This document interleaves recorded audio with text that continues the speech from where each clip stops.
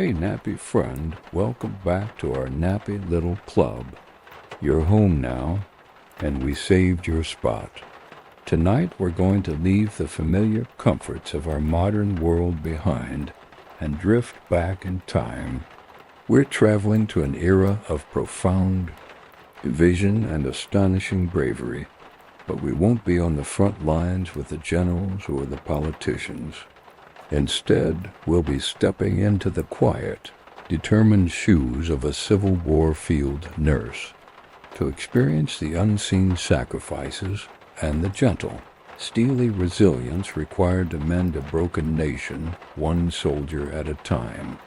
Imagine the scent of clean linen stacked in a quiet room, the distant, muffled sound of a patriotic tune from a parade down the street, and the quiet resolve of a woman about to trade her predictable life for the chaos of history. You probably wouldn't survive this, but here you're safe and relaxed, wrapped in your own comfortable blankets, an observer to a story of quiet courage. So before your eyelids get too heavy, if you genuinely enjoy what I do here, tap that like button and subscribe to keep our sleepy adventures coming. After all, nobody wants to miss out on history, right? Take a moment to drop a comment and let our nappy community know where you're listening from and what time it is in your corner of the world.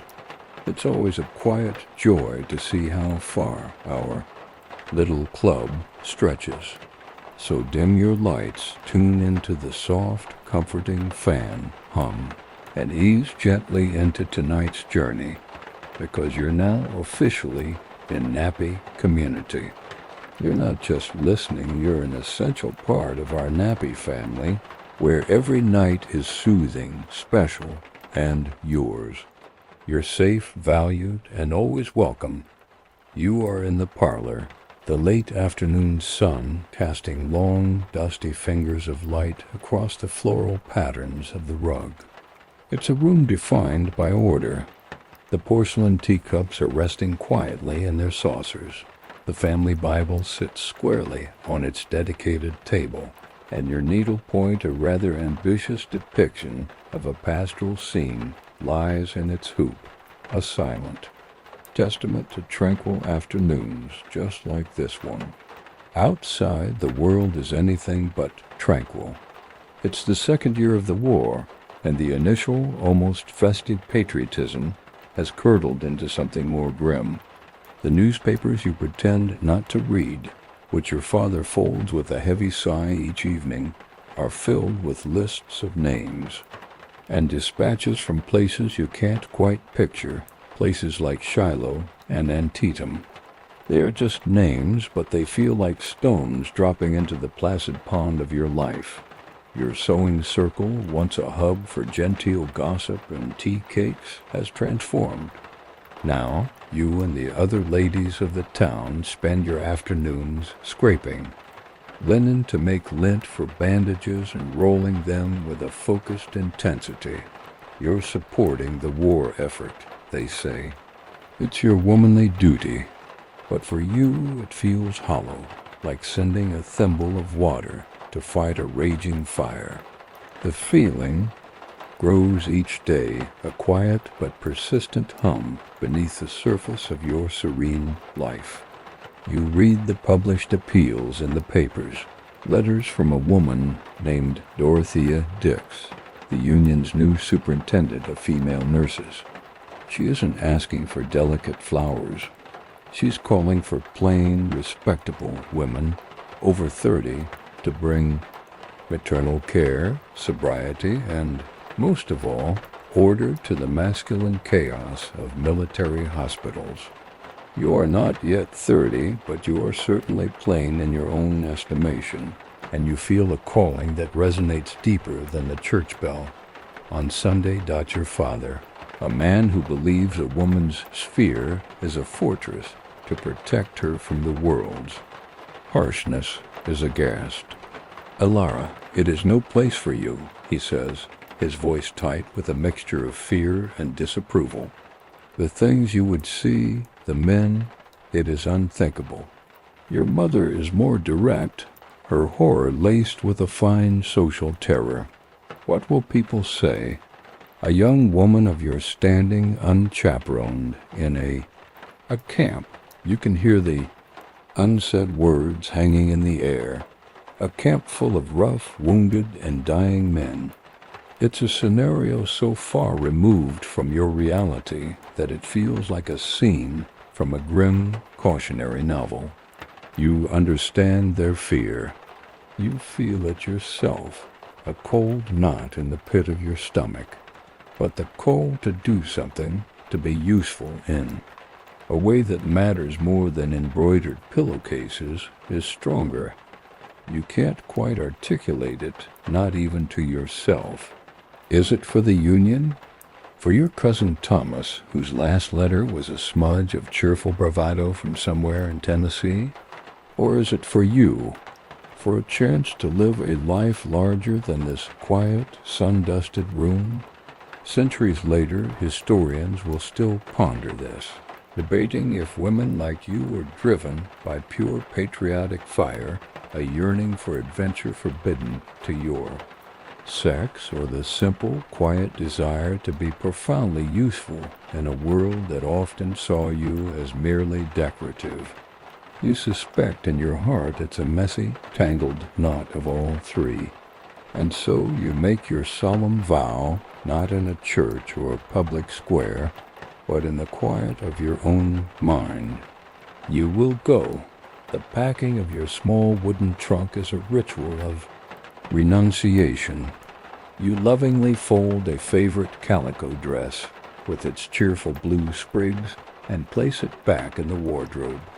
In its place you pack 2 simple dark woolen dresses, as stipulated by Miss Dix's service.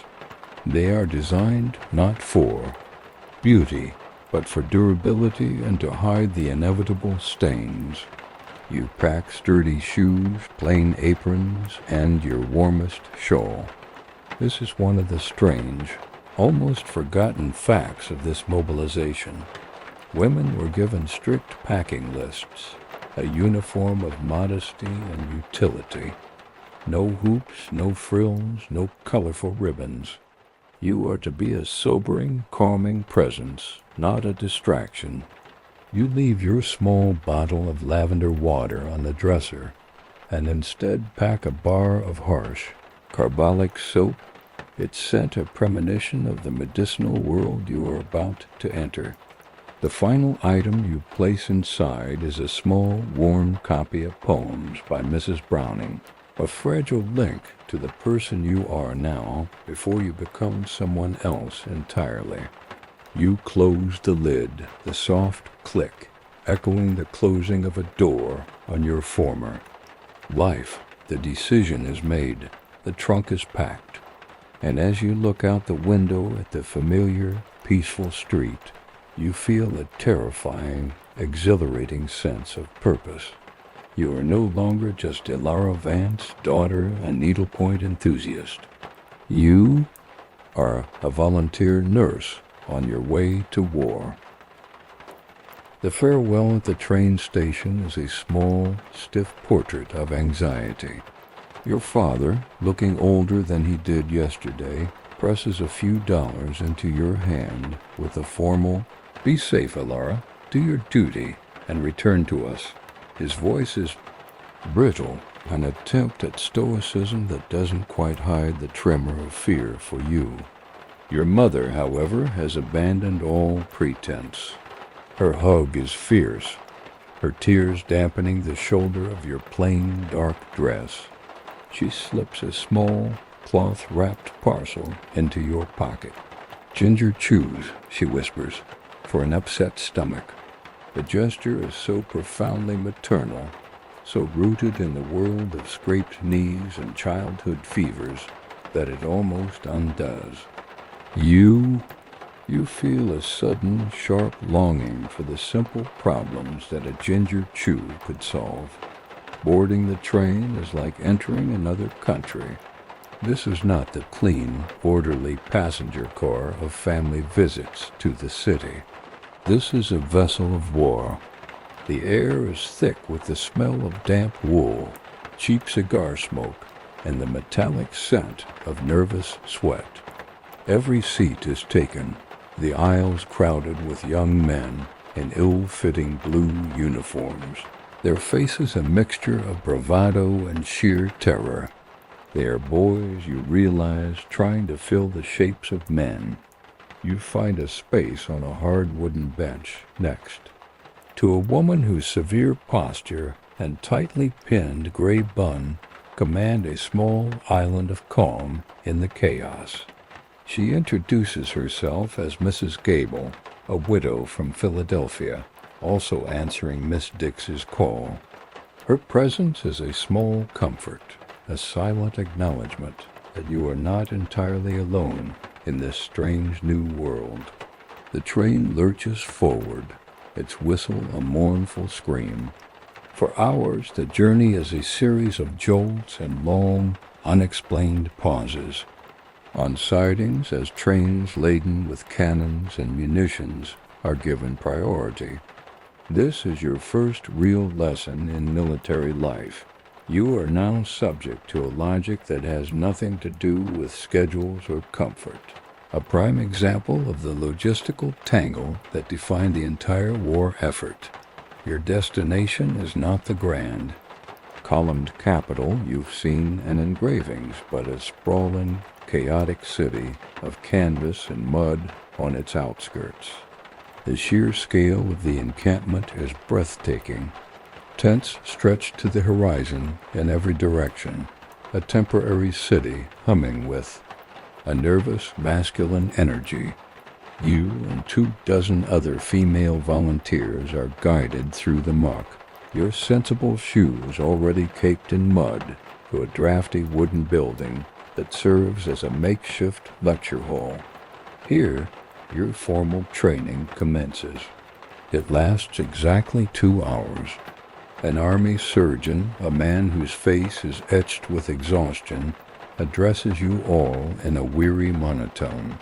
He speaks not of wounds, but of ventilation. He warns against the dangers of miasma, the invisible bad air believed to cause disease. He lectures on the importance of a cheerful disposition and advises you on how to properly plump a pillow. He then hands each of you a thin pamphlet, helpful hints for the hospital nurse. You scan the pages, a feeling of deep unreality washing over you. Tip number 3. A patient's spirits may be lifted by the reading of Scripture in a calm and even tone. Tip number 7. Never show surprise or disgust at the sight of a patient's affliction. Tip number 11. Poultices and dressings should be applied warm, but not so hot as to cause discomfort. There is no diagram of the human body, no instruction on how to staunch a bleeding wound, no mention of what to do when a man is screaming in agony.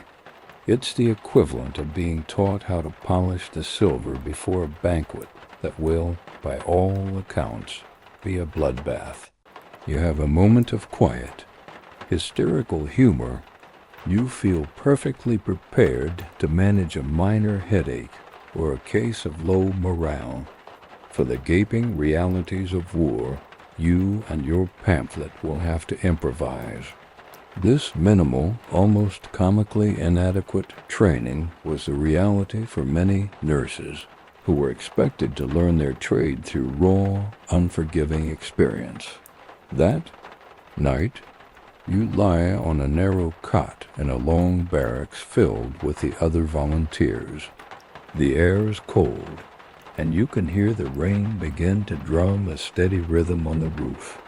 Lying in the dark, you listen to the alien sounds of the camp, the sharp bark of a distant order, the braying of stubborn mules, the lonely, heartbreaking melody of a bugle playing taps.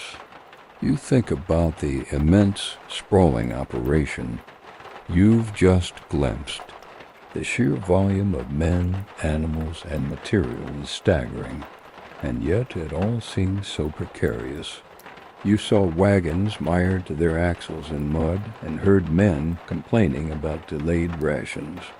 Centuries from now, historians will analyze this moment from all angles. Some will argue that the Union's ability to create this massive logistical and medical system from scratch was a miracle of industrial might and improvisation, a clumsy but ultimately effective machine that saved countless lives. Others will point to the rampant disease, the supply shortages, and the bureaucratic nightmares as proof of a deeply flawed system that buckled under the horrific scale of the casualties. From your cot, listening to the rain and the lonely bugle, you suspect both are true. It feels like a giant, well-intentioned, and profoundly clumsy beast, and you are now just one small, trembling cell within it. The final leg of your journey begins the next morning. You and Mrs. Gable are assigned to a field hospital closer to the front. You travel in a springless supply wagon that jolts and shudders over every rut in the muddy road.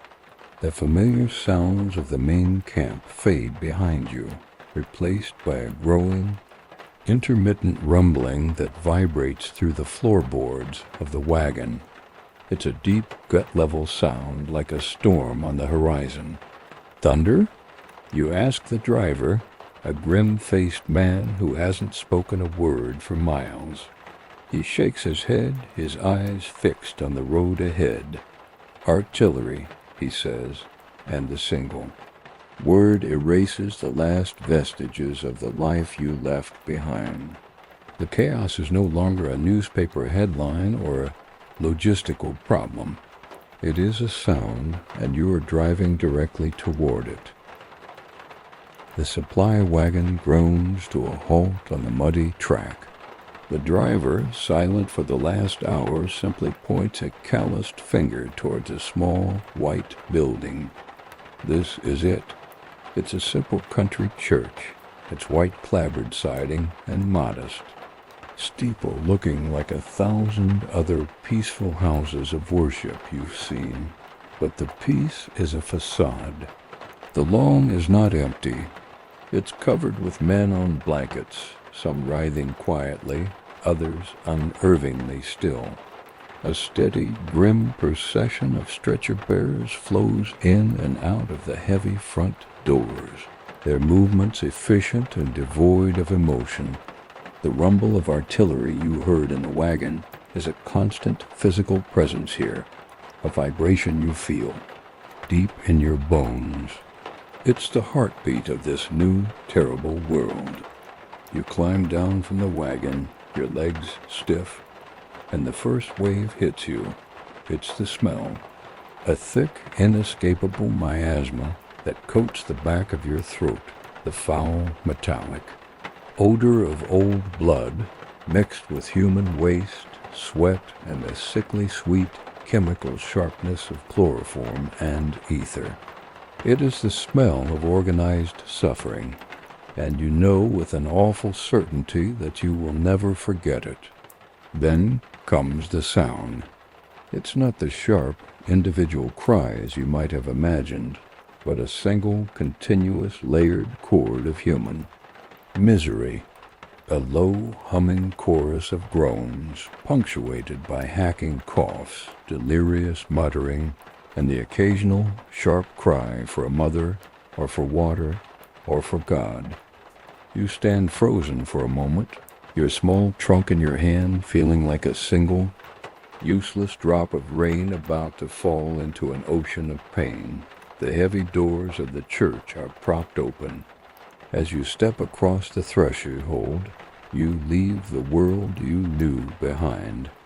Inside, the scene is a chaotic, living tableau from a nightmare. This place, built for quiet contemplation and Sunday sermons, has been utterly transformed. Men are everywhere. They lie on the wooden pews, their heads resting on hymnals. They fill the aisles, packed so closely together on straw pallets that you can barely find a place to walk. Their blue uniforms are ripped and stained with mud and great dark patches of red and brown. Looking up, you see the serene, painted faces of saints and angels in the stained glass windows. They cast down jeweled tones of blue and red and gold, illuminating scenes of profound agony. The juxtaposition is so jarring, so deeply sacrilegious, that you feel a bubble of hysterical laughter rise in your throat. A woman with a severe face and iron-gray hair, her apron already stained, intercepts you before you've taken 5 steps. There is no welcome, no introduction. "You're the new one?" "From Dick's?" she asks, her voice raspy with fatigue. You nod, unable to speak. "Can you read? Can you write? Can you see a man's leg half shot off and not faint?" You nod again. "Good," she says, her tone softening by a fraction of a degree. "I'm Mrs. Hawley. We don't have time for fainting here." She presses a stack of folded, clean-smelling linen into your arms, a stark contrast to everything else in the room. "Start there," she points. "Change the dressings that look worst. Don't waste the linen." You move into the throng, your senses on fire. You see a surgeon and his orderlies moving with a grim purpose that chills you to the bone. This is where you first witness the silent, brutal calculus of battlefield medicine. The surgeon kneels beside a man with a horrific wound to his abdomen. The examination is brief, his hands moving with practiced efficiency. He looks at the wound, then at the man's pale, sweaty face. He says nothing. He simply gives a nearly imperceptible shake of his head to the orderly, who then places the wounded soldier's own canteen by his head, but makes no move to lift him. The surgeon is already on to the next man, one with a better chance. You are watching a form of triage, a concept that historians will later debate the formality of in the Civil War. But here, on this floor, it's not a debate. It is a stark, unspoken reality. Some are deemed salvageable, some are to be made comfortable, and some are left to God. You expect your first task to be something medical, something that requires the bravery Mrs. Hawley demanded. Instead, she steers you away from the surgical cases to a quiet corner near the unused baptismal font. A young soldier, barely a man, lies on a cot. He has no visible wounds, but his skin is flushed, and his eyes are wide and glassy, with a fever you can feel from a foot away. He's muttering, his words nonsensical, about a dog named Huck and a stream behind his father's barn. Typhoid. Mrs. Hawley states the word itself a death sentence. He's been burning for 2 days, keeps asking for his mother. He can't hold a pen, and his hands shake too much anyway. Take down a letter for him. She pauses, her gaze meeting yours, with a profound weariness. Make it sound cheerful. Tell her he's on the mend. And so this becomes your first true act as a nurse. Not binding a wound, not assisting a surgeon, but committing an act of profound, merciful deception. You sit on a small stool beside the dying boy, your helpful hints pamphlet feeling like a cruel joke in your pocket. You pull out the paper and pencil you'd packed in what feels like another lifetime. You listen to his fevered rambling, plucking out the coherent, gentle memories, and you begin to write. "Dear Mother," your pencil scratches, "I hope this letter finds you well. I am recovering nicely here and am being very well cared for. The nurses are very kind. I miss your apple pie. Tell Huck I'll be home soon to take him fishing.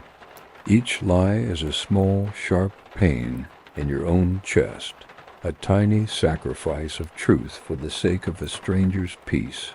You are not just a nurse. You are now a scribe, a storyteller, a keeper of final, gentle fictions.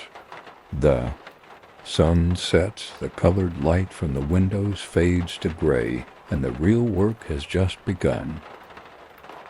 The sun does not gently wake you. The relentless chorus of coughing does.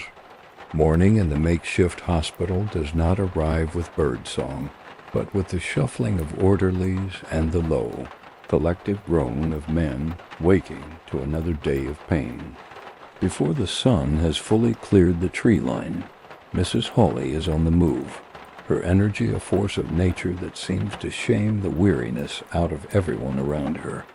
Her first orders of the day are not about bandages or medicines. They are about the air itself. The miasma settles in the night, she announces to you and the other nurses, her voice crisp. It is poison. We will drive it out. This is the central doctrine of your new existence. The chief enemy, you are taught, is not the Confederate Army, but the invisible, foul-smelling air that rises from wounds, from unwashed bodies, from the very ground itself. According to the prevailing medical wisdom of the day, this miasma is the source of the fevers and infections that are proving far deadlier than any bullet. And so your most critical battle begins at dawn. Your first task is to open every single window in the church, letting the crisp, cold morning air rush in. The men who are well enough to complain shiver and pull their thin blankets tighter, but Mrs. Hawley is immovable. Better a chill than the fever, she states, and no one argues. Those who can walk are sent to sit outside in the pale morning sun, while others are simply shifted on their cots to allow the breeze to circulate. You are fighting a phantom, an enemy defined by its smell, and your primary weapon is the wind. Your other weapon is a bucket. After the airing is complete, you are initiated into the sacred ritual of scrubbing. You, along with a younger nurse, named Mary, are assigned a section of the wide-planked wooden floor. The work is backbreaking. On your hands and knees, you use a stiff bristled brush and a bucket of steaming water laced with lye soap to attack the grime. The floor is a map of the hospital's misery-caked mud from the surgeon's boots, dark, ominous stains you try not to identify, and the general filth of dozens of men living in close quarters. As you scrub, a small, ironic thought enters your mind. Your mother, who spent years despairing over your disinterest in domestic duties, would be astonished to see you now. You, who considered dusting a form of cruel and unusual punishment, are now scouring a floor with the ferocious dedication of a zealot. You've traveled hundreds of miles to a war zone only to be handed a bucket and brush, yet here, this menial labor feels sacramental. It feels more vital than any needlepoint you ever stitched. The steam from your bucket rises in a cloud. Its harsh, clean scent of lye a stark contrast to the cold, damp air and the ever-present smell of sickness. It's a Sisyphean task. No sooner have you scrubbed a section clean than an orderly rushes through with muddy boots, or a new stretcher arrives, dripping onto your handiwork. But you persevere. Mrs. Hawley, you learn, is a disciple of that famous English nurse from the Crimean War. Miss Nightingale proved it in her reports. She tells you once, pausing to inspect your work, more soldiers die from camp disease than from cannonballs, and disease is born of filth. This is a point of contention among the surgeons, you notice. The head surgeon, Dr. Ames, seems to tolerate Mrs. Hawley's obsessive cleaning as a harmless, female eccentricity, while some of the younger contract surgeons openly scoff at it. You realize you are in a small, isolated pocket of sanitation. Whether Mrs. Hawley's methods are directly influenced by Nightingale's famous writings or simply born of her own stern, common sense is a question historians might one day ponder. For you, her word is law, and her crusade is your own. The war on filth has many fronts. You learn to sprinkle chloride of lime, a chemical with a sharp, piercing odor, into the latrine pits and beneath the cots of the most grievously ill. Its purpose is to defeat the stench, the physical manifestation of miasma, but it has the unseen benefit of being a powerful disinfectant. You learn the particular, almost forgotten art of the laundress. Behind the church, a group of local women, hired by the army, maintain enormous cauldrons of boiling water, a constant, steaming hub of activity. Every bandage, every sheet, every shirt that can be salvaged is boiled, washed, and laid out to dry in the sun. This practice is far from universal in army hospitals, but here it is gospel. Every day you air out every blanket, shaking it vigorously in the open air as if to physically dislodge the clinging sickness. Without understanding germ theory, you're waging a remarkably effective war against microbes. Late in the afternoon, after hours of relentless cleaning, you can feel the difference. The air in the church, while still laden with the medicinal smells of carbolic acid and chloroform, feels lighter, cleaner. The floorboards, though permanently stained, are free of fresh grime. A fragile sense of order has been imposed upon the chaos. As you pass by a cot, a young soldier, a boy from Ohio with a bandaged leg, looks up at you. "Smells a sight better in here today, ma'am," he says, offering a weak but genuine smile. His words are a balm to your aching back and raw hands. It is a small, quiet victory in a vast and noisy war. You have not saved a life with a dramatic surgical assist, but you have scrubbed a floor. You have fought back the encroaching tide of decay with soap and hot water. And in this unending war on filth, that is a battle won. For weeks, your life settles into a rhythm of relentless, managed compassion. You clean floors, you change dressings, you spoon broth into the mouths of men too weak to feed themselves, and you write cheerful, fictitious letters home. You have become an expert in the small comforts. You are the nurse who can find an extra blanket, who knows how to prop a pillow just right, who can soothe a man's fevered nightmare with a cool cloth and a quiet word.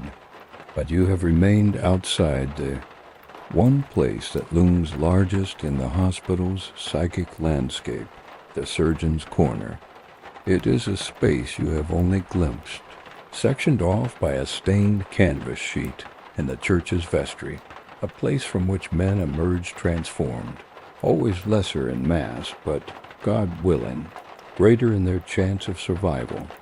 Then comes a day when the tide of wounded from a nearby skirmish is higher than usual. Dr. Ames, the head surgeon, is working with a feverish intensity. His primary male assistant, a stout man named Corporal Miller, has succumbed to the dysentery that is sweeping the camp. Dr. Ames emerges from behind the canvas, his apron stained, his eyes scanning the ward. They land on you. "Nurse Vance," he says, his voice flat and devoid of pleasantry. "I need another pair of hands, steady ones, now." It is not a question or a request. It is a conscription. You feel a lurch of fear, but you simply nod, wipe your hands on your apron, and follow him into the shadows. The operating theater, as it is grandly called, is nothing more than a cramped 10 by 10 foot space. The holy relics of the vestry have been pushed into a corner and covered with a sheet. The air is so thick with the cloying sweetness of chloroform that it makes your head swim. Light comes from a single, sputtering oil lamp placed on a crate, casting long, dancing shadows that make the small space feel alive and menacing. In the center of it all is the operating table, a heavy wooden door taken from its hinges and laid across two sturdy barrels. It is scrubbed clean, but you can see the dark stains that have soaked deep into the grain of the wood, awaiting his next patient. Dr. Ames unrolls his instrument kit on a small table. It's a worn leather roll, and the tools within gleam dully in the lamplight. You see the slender probes for exploring wounds, the rows of scalpels of varying sizes, and the large, curved needles for suturing. And then you see the saw. It is shorter than you'd imagined, with a fine-toothed blade and a dark, polished wooden handle. It looks both brutally functional and horribly intimate. Your stomach clenches, but you force yourself to breathe, remembering the absurdly simplistic advice from your pamphlet. Never show surprise or disgust. So you focus on the instruments, turning your fear into a detached curiosity. Two orderlies bring in the patient, a young man with a thatch of blonde hair matted with sweat and dirt. His right leg is a ruin of shredded blue wool and blood-soaked. Bandages. His eyes are wide with terror. Mrs. Hawley is there, and she speaks to him in a low, calming voice as she places a cone of cloth over his nose and mouth. She begins to drip the chloroform onto it, a drop at a time from a small brown bottle. The boy struggles for a moment, a muffled cry escaping his lips, and then his body goes limp. A wave of profound relief washes over you. You've heard the whispers and the grim stories from the other nurses about what happens when the chloroform runs out. Historians, centuries from now, will read the official Union Army medical reports, which claim that anesthesia was used in more than 95% of all surgeries. They will debate whether that number reflects the truth or is simply good bookkeeping, an idealized account written far from the battlefield's chaos. You, standing here, looking at the two remaining bottles of chloroform on the shelf after a day of non-stop surgery, suspect the truth is far more desperate. You know how easily a supply wagon can be delayed, and you understand that this small mercy of oblivion is a fragile and precious commodity. Hold his shoulders. Keep him steady, Dr. Ames instructs. His voice is different here, sharp, precise, devoid of all emotion except for a deep, cold concentration. You place your hands on the boy's shoulders. The surgeon works with a speed that is both mesmerizing and horrifying. It is a blur of efficient, practiced movements. The quick slice of the scalpel through cloth and flesh, the deftness with which he uses clamps to pinch off arteries, the swift, sure work of tying them off with silk ligatures. Then he picks up the saw. You brace yourself. The sound is what you will remember most. It is not a wet, gruesome sound.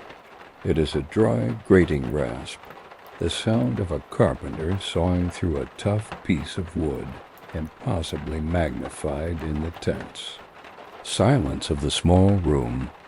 It seems to last an eternity, but it's over in less than a minute. Amputation. It is the signature operation of this war, a brutal but necessary response to the catastrophic bone damage inflicted by the modern mini ball. An orderly takes the severed lower leg and drops it into a wooden bucket with a dull thud. Dr. Ames, without pausing, pulls a flap of skin and muscle down over the raw end of the bone. He picks up one of the large, curved needles. It's just sewing. A part of your brain tells you a tiny anchor of dark, hysterical humor in a sea of horror. A different kind of mending. Your job is to watch, to hand him fresh sponges, to not faint, and to not look away. When he is finished and the stump is tightly bandaged, the boy is carried out to a cot in the ward to face the next battle, the one against infection. You feel a tremor in your hands that you cannot still. Dr. Ames cleans his instruments in a basin of carbolic water, his back to you. "You did well, Nurse Vance," he says, not turning around. The words are clipped, but they land like a medal. You have passed his test. You step out from behind the canvas, back into the main ward. The air feels thinner out here, the groans of the men more distant. You are different now. You have been inside the surgeon's shadow, and you know the sound of the saw. After weeks in the hospital, you learn that the true, grinding enemy is not the dramatic rush of casualties after a battle, but the quiet, creeping erosion of everything. The war is a thing of immense appetite. It consumes men, it consumes courage, and most of all, it consumes supplies. The precariousness you sensed on your first day has become the central governing fact of your life. The shelves in the small storeroom, once neatly stacked, are growing bare. Each bandage, each spoonful of sugar, each dose of quinine is now rationed with a grim economy. Mrs. Hawley's face, as she completes her morning inventory, tells the story. The latest supply wagon from the main depot is, once again, delayed. If the Army cannot provide, then we must provide for ourselves, she announces, her voice leaving no room for despair. And with that, the church vestry is converted from a surgical theater into a makeshift factory. A large crate sent months ago from a church in your own state of Ohio is pried open. It's not filled with medical equipment, but with donated household linens. You pull out a beautiful white tablecloth, its damask weave catching the light, a ghostly image of elegant family dinners and peaceful times. Your task is not to admire it, but to destroy it. With a sharp knife to start the tear, you and the other nurses begin ripping the fine fabric into long, even strips, 4 inches wide. The sound of tearing linen fills the room, a rhythmic, violent sound that is a strange echo of the surgeon's saw. You then roll the strips into tight, neat cylinders, the rolled bandages that are the hospital's most used currency. When the rolling is done, you are introduced to an even more tedious and somehow more primitive task, making lint. Mrs. Hawley hands you a small, dull knife and a pile of old linen rags, washed and boiled so many times they are soft as silk. Scrape it, she instructs. With the grain we need every fiber. You sit on a low stool, the rags spread on your knee, and you begin to scrape. Thread by tiny thread, the fabric disintegrates into a soft, fluffy pile. It is mind-numbingly repetitive work. Your fingers cramp, your mind wanders. You think, with a strange, dark humor, that making lint sounds like a task from a fairy tale, something tiny elves would do in a moonlit glen. But here, the fluff you are creating is not for fantasy. It is one of the most vital medical supplies you have. This soft, absorbent mass is used to pack into deep wounds, to soak up the blood and fluids that would otherwise lead to infection. Before the age of sterile gauze, this humble, hand-scraped lint was a lifeline, a forgotten art of the battlefield. As you work, your fingers raw and your back aching, you learn where these donations come from. Mrs. Hawley speaks of the vast, invisible army of women on the home front. She calls them the Soldiers' Aid Societies, the Sanitary Commission volunteers. In every town and city across the North, women are gathering in church basements and town halls, just as your sewing circle once did. But instead of gossip, they are fueled by a fierce, productive patriotism. They knit thousands of pairs of socks. They pickle vegetables in enormous barrels to send to the front to ward off scurvy. They pack crates with books, blankets, and these very linens. You hold up a half-scraped piece of a pillowcase, its corner embroidered with a small, faded L. You wonder about the woman who stitched it, who slept on it. You wonder if she could ever imagine its final, grim purpose, being turned into fluff to be tucked inside the wound of a stranger. This torrent of goodwill, however, is only one half of the story. The ladies of Philadelphia could bury this entire state in knitted goods, Mrs. Hawley says one afternoon, her voice thick with a rare frustration. But good intentions don't drive a wagon through this Virginia mud. The supply chain is a constant source of debate and anxiety. While civilian organizations were miracles of fundraising and production, the military's distribution system was, to put it kindly, chaotic. Historians would later argue about it, some praising the sheer scale of the effort, others condemning the bureaucratic incompetence that left so much aid languishing in warehouses. You are living the consequences of that debate. You know that.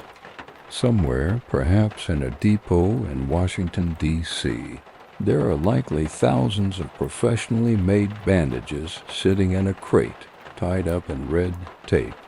And here you are, tearing up a stranger's tablecloth. The knowledge doesn't make you angry, just tired. It reinforces the central lesson of this place. You can rely on no one but yourselves. This lesson becomes painfully clear when a small detachment of cavalry, ambushed on patrol, brings in 6 new patients at once. The carefully rolled bandages disappear in an hour. Your precious pile of lint dwindles to nothing. In the frantic effort to stabilize one young man with a shattered leg, you see Mary, the young nurse, rip a long strip from the hem of her own sturdy petticoat to fashion a sling. Nothing is wasted. Nothing is disposable. You learn to wash and reuse bandages, hanging them to dry near the stove, a practice that makes your stomach turn even as you do it. You learn that food is not for pleasure, but for fuel.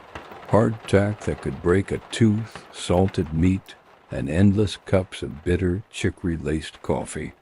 Scarcity becomes the mother of a grim ingenuity. You learn to make a passable broth from a single ham bone and a handful of wild onions foraged from behind the church.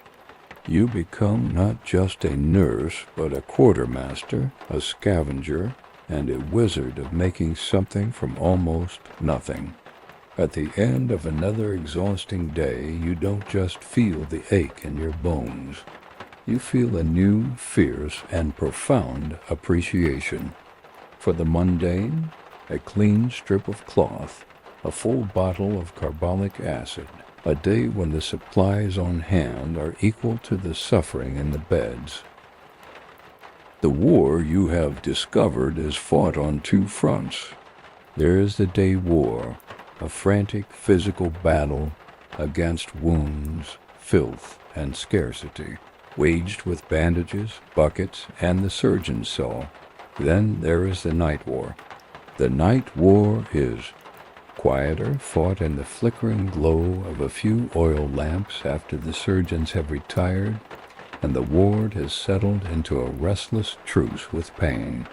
It is a psychological war waged against fear, despair, and the encroaching shadows of mortality.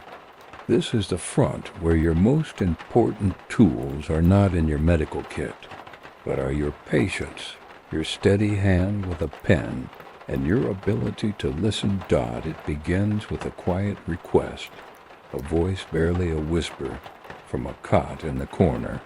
"Ma'am?" You turn to see a boy from the Pennsylvania hills, no older than 19. His name is Corporal John Egan.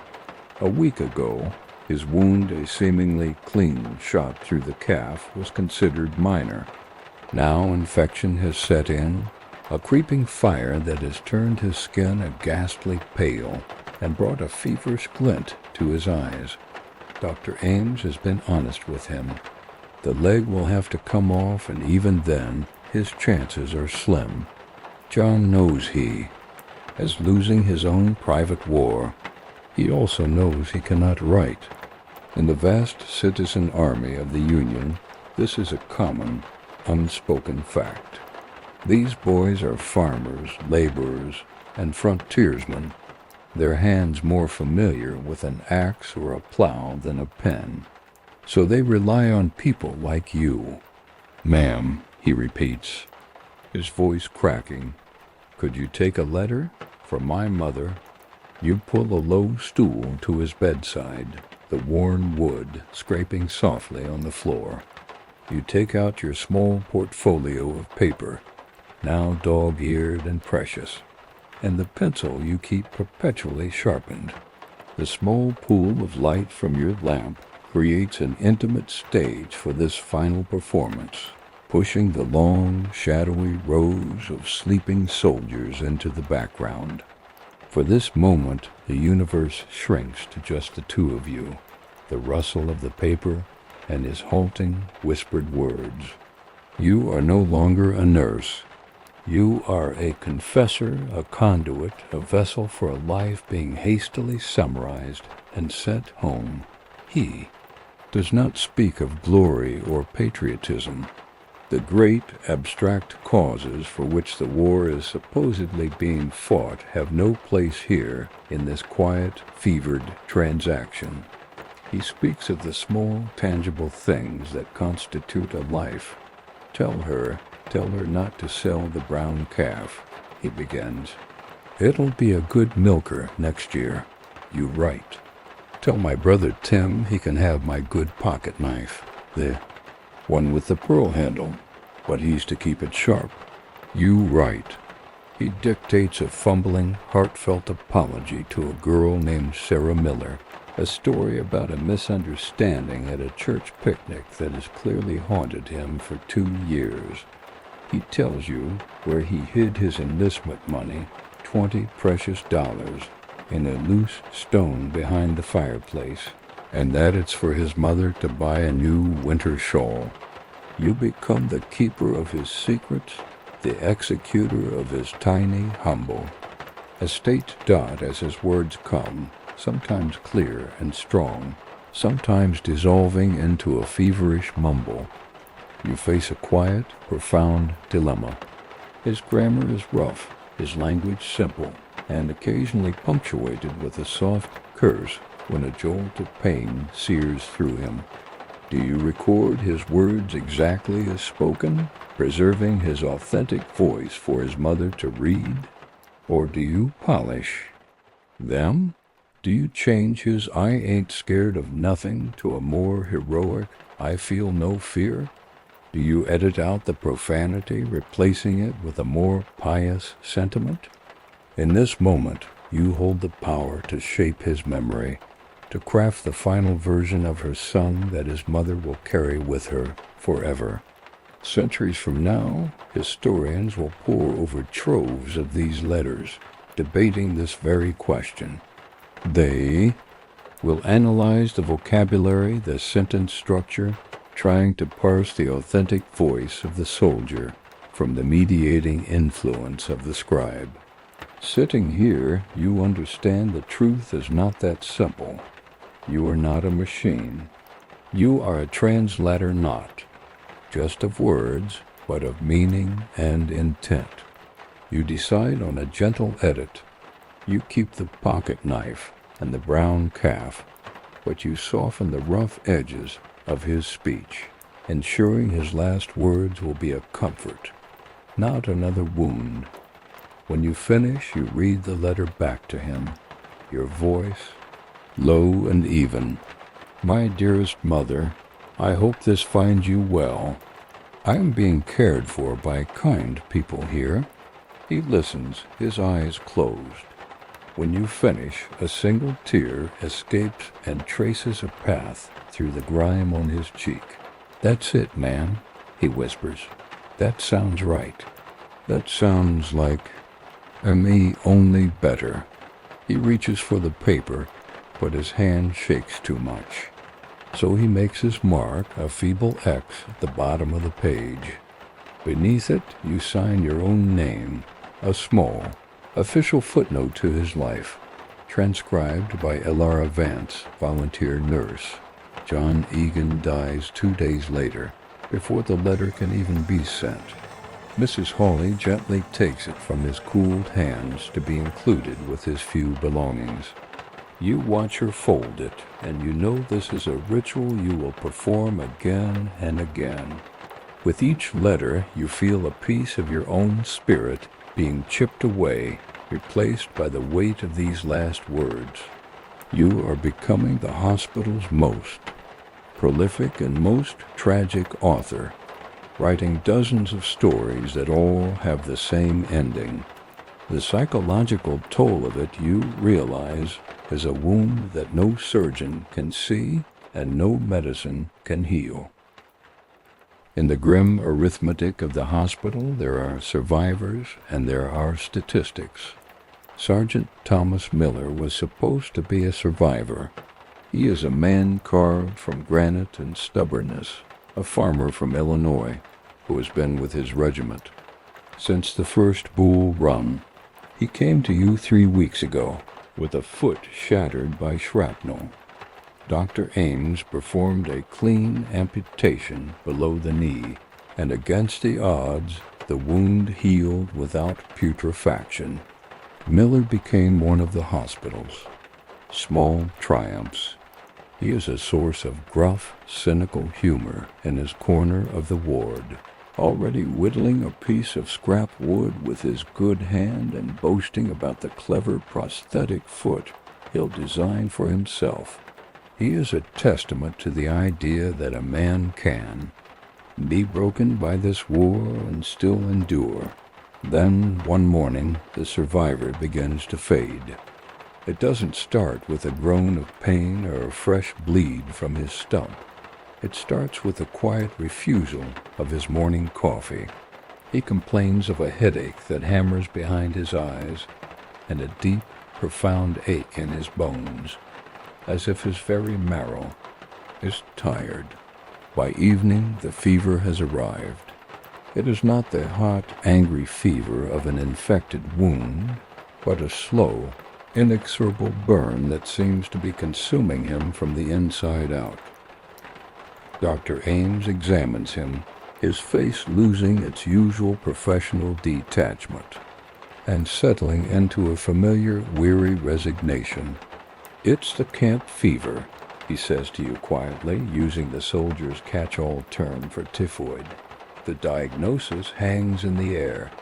An enemy has breached the walls, an invisible assassin that slipped past the surgeon's sanitized scalpel, and your relentlessly scrubbed floors. It likely arrived in a ladle of water from the camp's communal well. Suddenly, all your hard-won skills feel utterly useless. Against a gaping wound, you have an arsenal: clean bandages, carbolic water, pressure, and prayer. Against a mini-ball, there is the swift, brutal mercy of the saw. But against the typhoid bacillus, you cannot see or comprehend. You are disarmed. Your role shifts from healer to helpless witness. The established treatments are a grim joke, a collection of desperate guesses and harsh poisons. Dr. Ames might prescribe a dose of turpentine, or a blue mass pill of calomel-form of mercury, in a futile attempt to purge the sickness. But even he seems to know he is merely going through the motions. Your true duties are simpler and infinitely more heartbreaking. You spoon water between Miller's cracked, dry lips. You wipe the sweat from his brow with a cool, damp cloth. You change his soiled bed linens with a practiced efficiency that hides your despair as the dysentery phase of the illness takes hold. There is nothing to lance, nothing to sew, nothing to mend. You can only watch the slow, methodical siege of a strong man's body dot as you sit by Miller's cot, listening to his delirious muttering. Mrs. Hawley joins you for a moment. She watches him, her face a mask of sorrowful experience. "This is the real war, Ilara," she says, her voice low. "Not the cannons or the cavalry charges. This is the Great Reaper." She tells you the statistic that is the war's darkest, most poorly kept secret. For every man killed by a bullet or a shell, at least 2 more die from disease. The number is so staggering it feels impossible. Yet as you look around the ward, you see the truth of it everywhere. You see boys who survived the slaughter at Antietam's bloody lane, now wasting away from measles. You see men who charged impenetrable defenses laid low by pneumonia. The sheer savage irony of it is a constant presence. A man can march for miles, charge a battery of guns, and feel the wind of a passing cannonball on his cheek, only to be killed by a microscopic organism in his drinking water. You find yourself haunted by the question of why. You and the other nurses wage your war on filth with a religious fervor. You scrub, you air out blankets, you insist on boiled water for dressings. Yet still the fever spreads. You start to notice a subtle, unnerving pattern. The soldiers who sicken the fastest often seem to be the healthiest-looking ones upon arrival, the strapping farm boys from the remote corners of New England or the western frontier. The city boys, the ones who grew up in the crowded tenements of New York or Boston, seem to have a wiry resilience, a resistance to the camp maladies. It's as if one group has never been properly introduced to the world's sicknesses, while the other has been shaking hands with them since birth. You are, without knowing the scientific terms for it, witnessing a massive, tragic epidemiological event. Historians will one day debate the precise balance of blame. Was it the universally poor sanitation, or was it the unprecedented mixing of immunologically naive rural populations with their more exposed urban counterparts? You don't know the answer, but you see the result. The army camps have become perfect incubators for epidemics, petri dishes on a continental scale. Sergeant Miller's fight doesn't last long. The tough, vibrant man who survived the surgeon's knife is no match for the enemy in his own blood. His lucid moments become fewer, his delirious ramblings about his farm in Illinois more constant. One morning you arrive for your shift to find his cot strangely still. His battle is over. He is another tally in the war's cruel 2-to-1 ledger. His death is quiet, undramatic, and profoundly common. It leaves you feeling hollowed out, your efforts at imposing cleanliness and order feeling like a child's. Game in the face of such an overwhelming, invisible tide. You have learned the war's most terrifying lesson, that the greatest threat is not the visible enemy, but the simple, contaminated act of living. There are moments when the war holds its breath. Weeks can pass between the great, bloody battles, creating a strange, stagnant quiet in the hospital. The tide of mangled bodies recedes, and the frantic pace of the day war slows. In these lulls, a new and more insidious enemy makes itself known, the slow, grinding weight of time. The men in your care are no longer just a collection of wounds to be dressed and fevers to be cooled. They are individuals again, with histories and futures they are desperate to return to. And they are bored. They are homesick. They are trapped in a purgatory of waiting, with nothing to do but stare at the peeling paint on the church ceiling and listen to the ticking clock of their own thoughts. You learn that despair is a quiet infection, and boredom is its most effective delivery system. Your fight against this new enemy begins with a small book. It is your own worn copy of Elizabeth Barrett Browning's poems, the one you almost left behind, now feeling like a vital piece of medical equipment. One evening, during the long, quiet hours of the night watch, a young corporal from Massachusetts, laid up with a broken ankle, asks what you are reading with such focus. On an impulse born of the deep silence, you offer to read a page aloud. You choose a sonnet, your voice feeling loud and uncertain in the sleeping ward. When you finish, there is a pause. Then, from a nearby cot, a gruff voice says, "That was right pretty, Mom." Read another, and so a ritual is born. Night. After night, you become the ward's storyteller. You read your poems until the pages are memorized.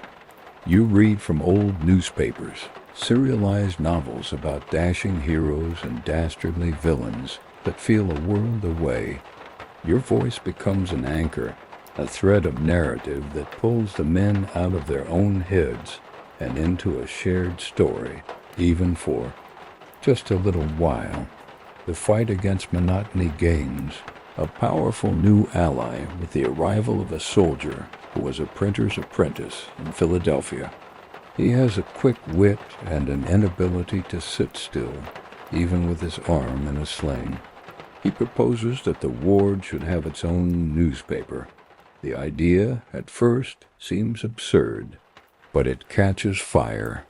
Using precious sheets of paper donated by the chaplain and a pencil stub, he becomes the founding editor of what he grandly calls the St. James's Sentinel, named for the church you occupy.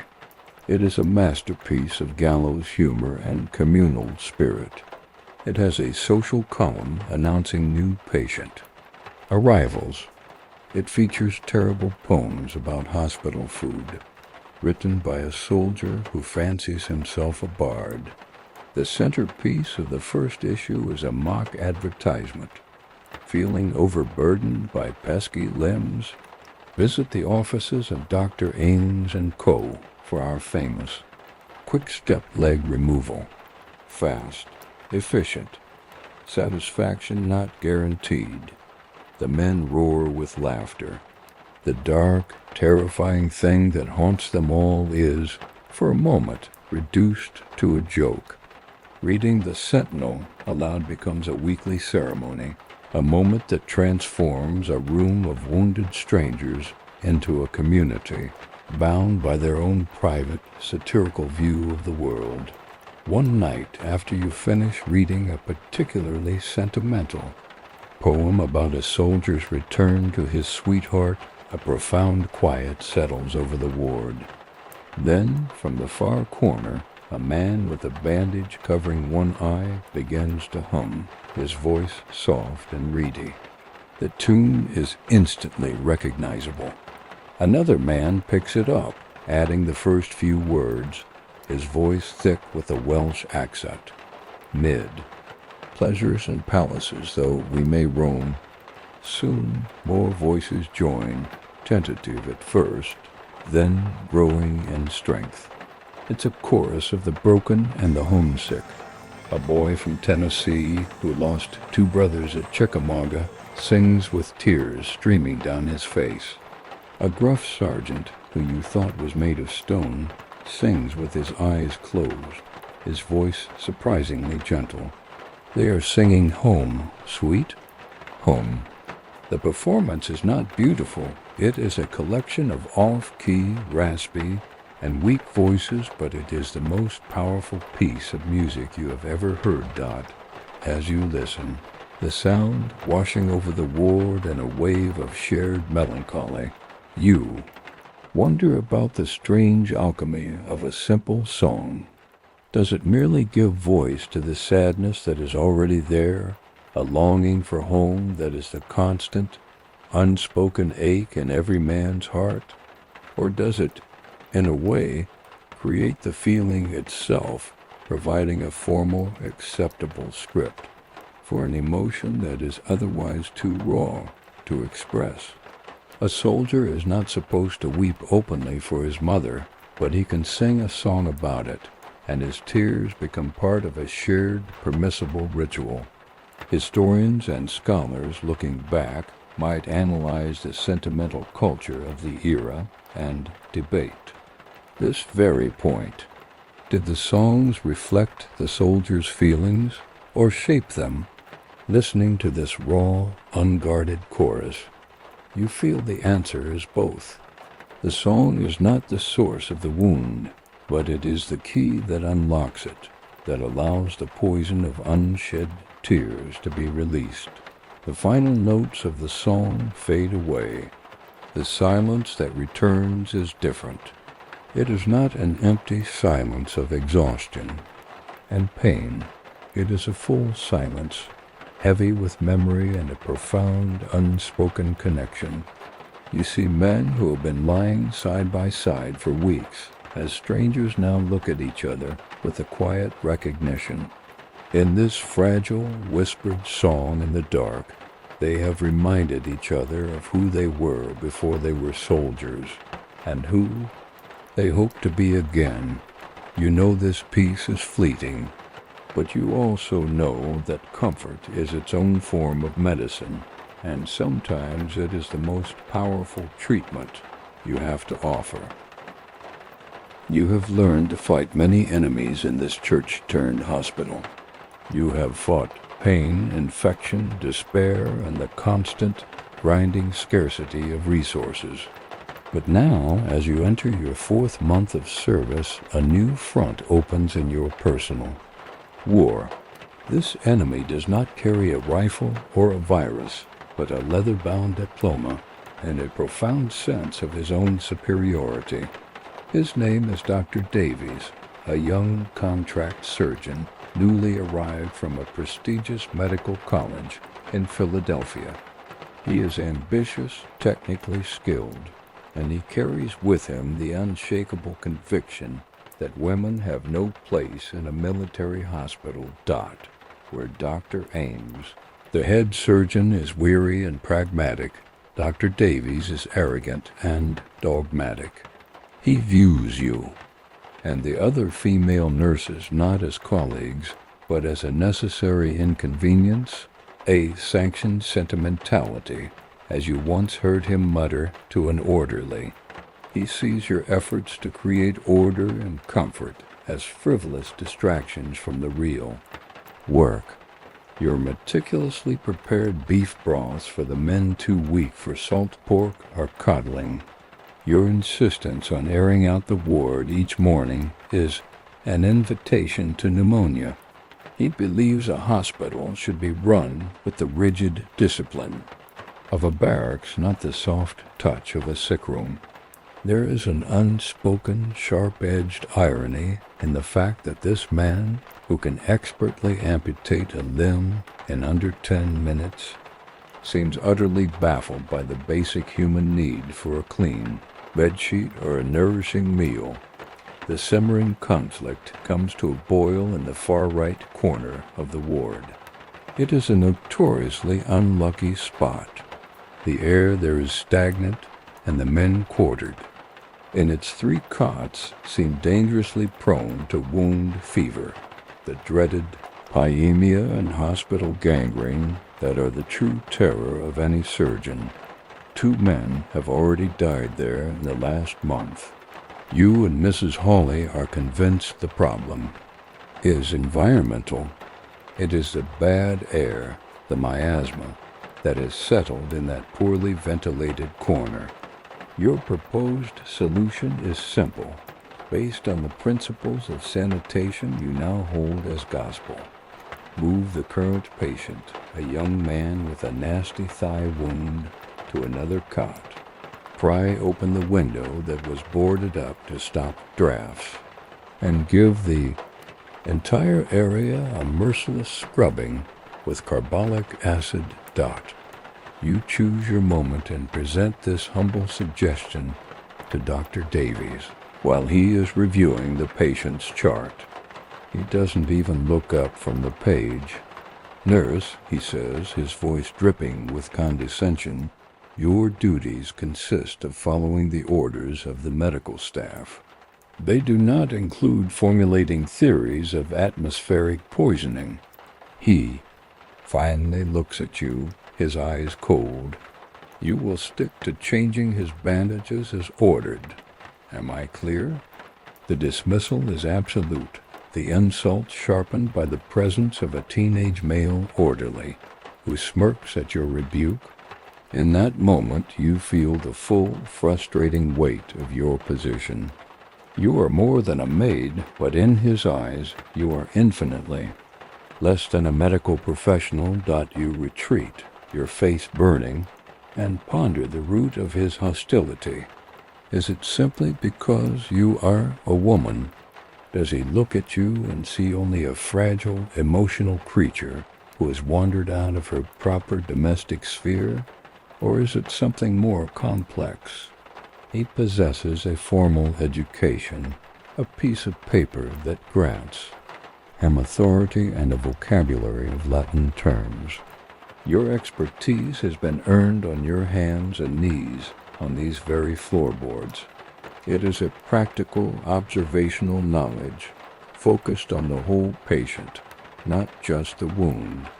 Historians, in the comfort of their future libraries, will debate the nature of this conflict, weighing simple misogyny against a genuine clash of professional cultures. You, standing in the middle of the ward with your useless opinion, suspect the truth isn't one or the other. It's a bitter, tangled knot of both. He sees an unqualified amateur, and you see a man who can name every bone in the body, but doesn't seem to grasp that a patient can also die of a dirty mattress. You do not argue further. Words, you realize, are useless against his brand of certainty. Instead, you and Mrs. Hawley resort to a quiet, efficient mutiny. The following day, Dr. Ames is called away to a forward aid station, leaving Dr. Davies in charge. Seizing the opportunity, Mrs. Hawley gives you a sharp, meaningful nod. Under her direction, you move the young man with the thigh wound to a vacant cot near the front of the church, where the air is fresh. Then you set to work. With a crowbar from the supply wagon, you pry the boards from the unlucky corners. Window, letting a shaft of clean, bright sunlight lance into the gloomy space for the first time in months. You don't just scrub the floor. You douse it with a near-pure solution of carbolic acid, the fumes so strong they make your eyes water. You wash the walls. You change the straw in the mattress ticking. You banish the miasma with a righteous fury. The proof of your theory is not immediate, but it is undeniable. Over the next week, the patient, now in his new airy spot, begins to thrive. The angry redness recedes from his wound, and the fever that had plagued him breaks. Two other men who had been struggling nearby also show marked improvement. You have not won an argument. You have demonstrated a result. This quiet victory was a common one for the war's female nurses, who often achieve better patient outcomes simply by focusing on the holistic and sanitary practices their male counterparts. DISMISSED. Dr. Davies cannot ignore the evidence. He says nothing to you, of course. An apology is beyond his capacity, but you see the change. You see him watching you and Mrs. Hawley as you work, a look of grudging curiosity in his eyes. He stops his grumbling about the open windows. One afternoon, he even approaches you and asks, in a clipped, almost embarrassed tone, "Nurse Vance, what is in the broth that Corporal Henderson seems to be keeping down?" It is the smallest of concessions, but it feels like the unconditional surrender of an entire army. You have not been given authority. You have earned it. You have carved out your place on this battlefield, not with a degree or a title, but with the undeniable life-saving power of a clean room and a bowl of soup. The war has taught you that strength is not always loud. It is not always found in the surgeon's decisive command or the soldier's defiant charge. Sometimes strength is a quiet, shared cup of tea at the end of a 20-hour shift. It is the end of a long, brutal day. A train of wounded arrived from the wilderness, a battle whose name alone suggests a new kind of horror, and the church has been a whirlwind of blood, ether, and desperate work. Now, in the deep stillness after midnight, you sit with Mrs. Hawley and Mary, the young nurse, in the small alcove behind the altar that you have claimed as your quarters. The three of you are bone-weary, shoulders slumped in a universal posture of exhaustion. Mrs. Hawley, the unflappable matriarch of your small group, performs the nightly ritual. She lights a small spirit lamp, its tiny flame a beacon of civilization in the darkness, and boils a small pot of water. Into it she places a tea bag that has already seen service twice before. The resulting brew is pale and thin, little more than tinted water, but as she pours it into 3 chipped enamel cups, it feels like the greatest luxury in the world. This is the moment when the armor comes off. Here, in the flickering lamplight, you are not just Nurse Vance. You are Alara, a tired woman far from home, and these 2 women are your only true comrades. You are a tiny, unofficial regiment, a quiet sisterhood of healing in this sanctuary. You share the currency of your lives, stories. Mary, her youthful face looking pale and drawn, speaks of a boy from Georgia, a prisoner, who wept and called for his mother in a thick accent she could barely understand. She talks about how she just held his hand, not knowing what else to do. You share the story of your small, silent victory over Dr. Davies, and Mrs. Hawley gives a rare, thin-lipped smile of approval. Here, you can admit your fears, the fear of making a mistake, the fear of becoming numb, the fear of the next wagon train.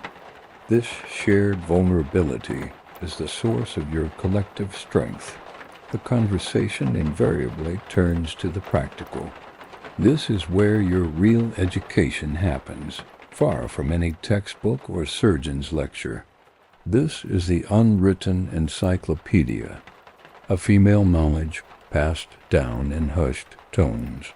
The quinine is running low again, you mention, and Mrs. Hawley nods. When you have to give a half dose, she advises. Mix it with a spoonful of molasses from the kitchen stores.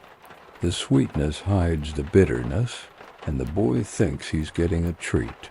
Mary shares a trick she learned for calming a man with battlefield tremors, wrapping him tightly in a warmed blanket, a technique that mimics swaddling. You, in turn, share your own discovery that a poultice of mashed, boiled turnips seems to draw the inflammation from a festering wound with surprising speed. This is your secret arsenal of domestic wisdom, repurposed for war. It is a science of comfort and common sense utterly invisible to the formal medical hierarchy. Yet you see its life-saving results every single day. Tonight, Mrs. Hawley is preoccupied. She has to file her weekly report for the superintendent of female nurses, Dorothea Dix. The name alone changes the atmosphere in the room. You all owe your presence here to Miss Dix. She is the formidable, almost mythical figure who battled the Army's brass and the government's bureaucracy to carve out this professional space for women, to ensure you were officially appointed and, in theory, paid for your labor. But she is also a notoriously difficult and rigid leader. She wants to know how many bandages we used and how many letters we've written. Mrs. Hawley sighs, rubbing her temples. But she also wants to know if our dresses are sufficiently plain and if we've been fraternizing with the surgeons. They Complaint is a familiar one, and it touches on a debate that will long outlive the war itself. Was Dorothea Dix a feminist hero, a pioneer who professionalized nursing for women? Or was she a tyrannical administrator whose autocratic style and impossibly strict rules often hindered the very nurses she fought to empower?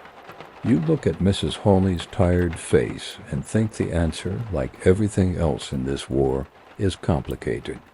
Dix is a distant, necessary thunderstorm of force that cleared the path for you, but one you are glad to not be standing directly under. A sudden cry from the main ward, sharp and full of panic, cuts through your conversation. Mother, I can't. See. It is the boy from Georgia. Instantly, both you and Mary are on your feet. You exchange a single, knowing glance across the lamplight. Mary has been with him all day. She has the better rapport. You give a slight nod, and she slips out into the darkness.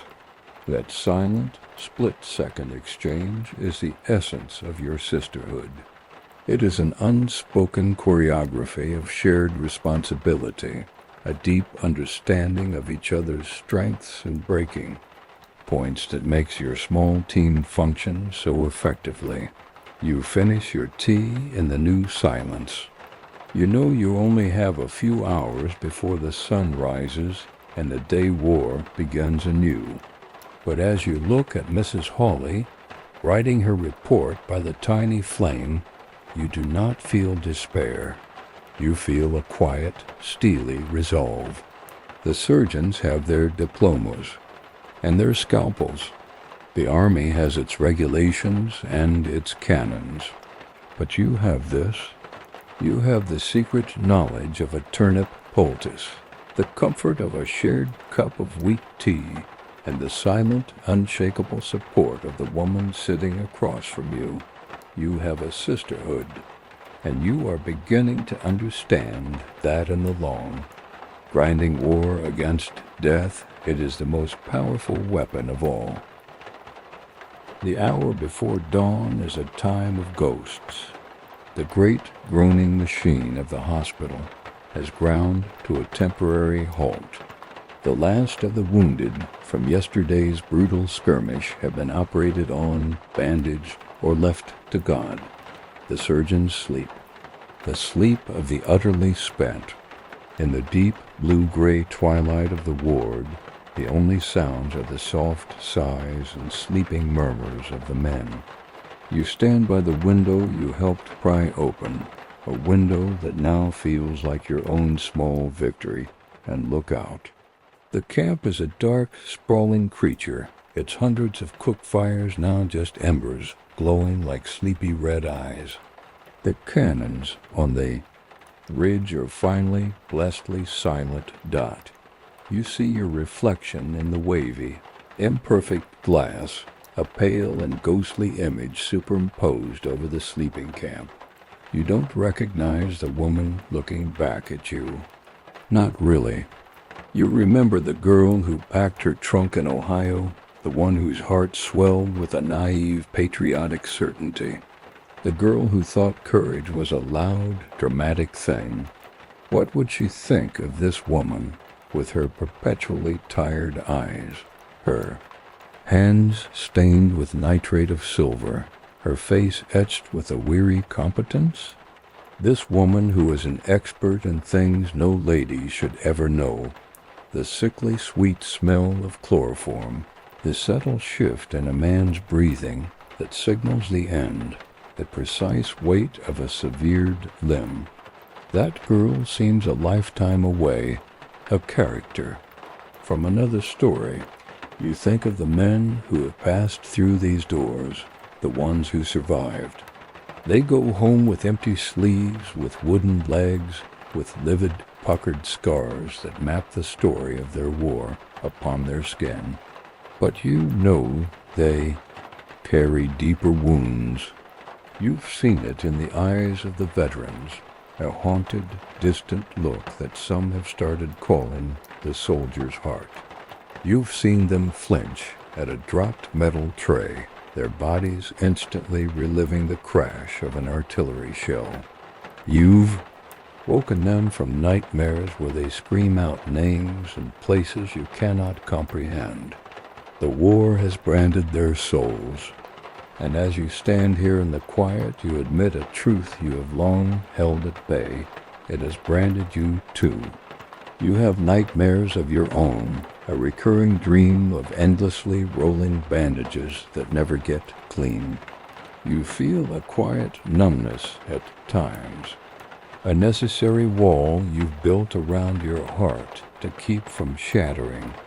These are the scars that do not show, the wounds you will carry away from this place that no one will ever see. Your thoughts begin to spiral, the sheer accumulated weight of all the pain you've witnessed threatening to pull you under. You turn away from the window, from your own ghostly reflection, and your gaze falls upon a small table. On it sits a neat, orderly stack of freshly rolled bandages, the work of your hands from the previous afternoon. You reach out and pick one up. The linen is cool and smooth against your skin. The roll is tight and solid. It is a small, tangible piece of order in a world of chaos. It is a simple, useful thing. This, you think, is the anchor. This is the answer to the overwhelming darkness.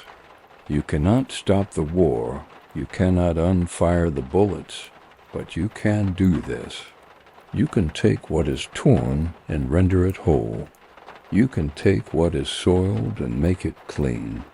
You can create a small, temporary bastion of order and care, a single, clean bandage to place upon a universe of wounds. The first pale hint of lavender light appears on the horizon.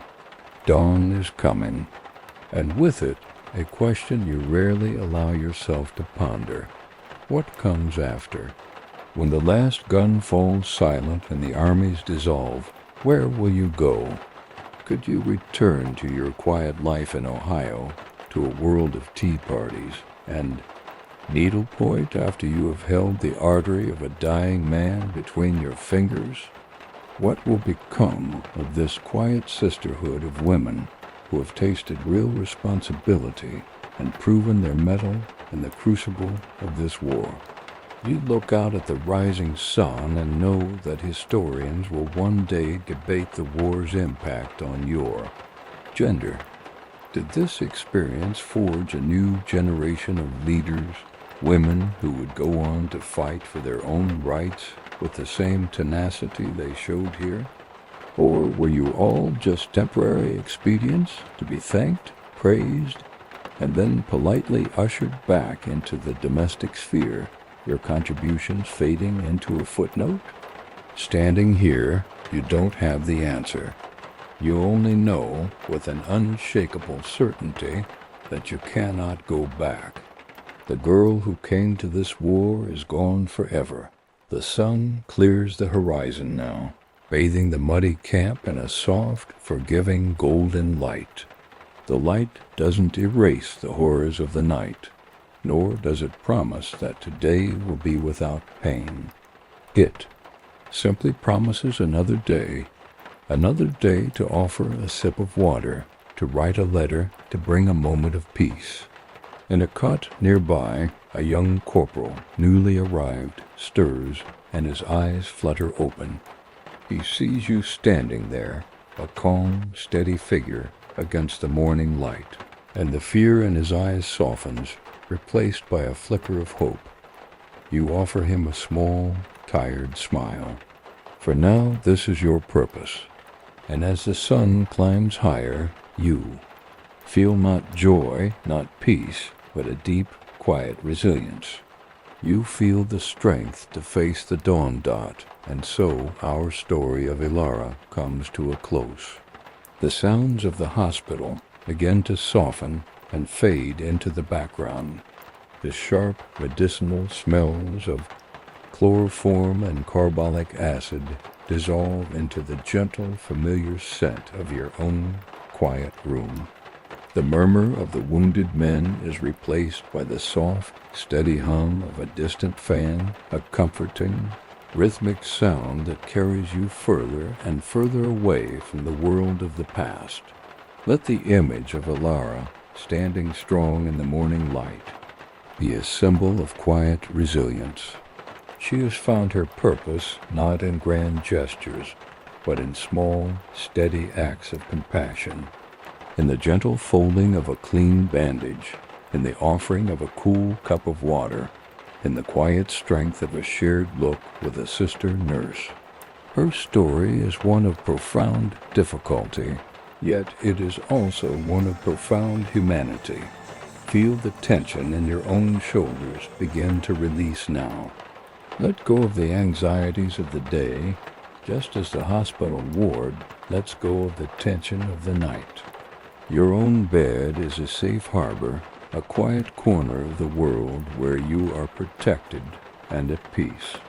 The blankets are warm and heavy around you, a gentle pressure that feels like a comforting embrace. There are no cannons on the horizon, only the peaceful silence of your own home. There are no fevers to tend to, only the natural, pleasant coolness of your pillow. Allow your breathing to slow, to deepen.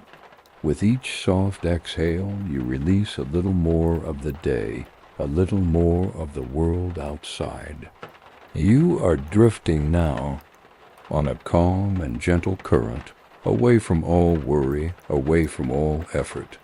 You are floating in a space of pure, simple rest. The story is over, and now there is only the quiet, the comfort, and the gentle pull of sleep. Imagine a peaceful, sunlit field, far away from any battle, where the only sound is the rustle of tall grass and a soft breeze. That is where you are now, safe, calm, and deeply, deeply sleepy. You've reached the end of another cozy, nappy tale. Sleep well, and remember you're always welcome here. Sweet dreams, nappy friend.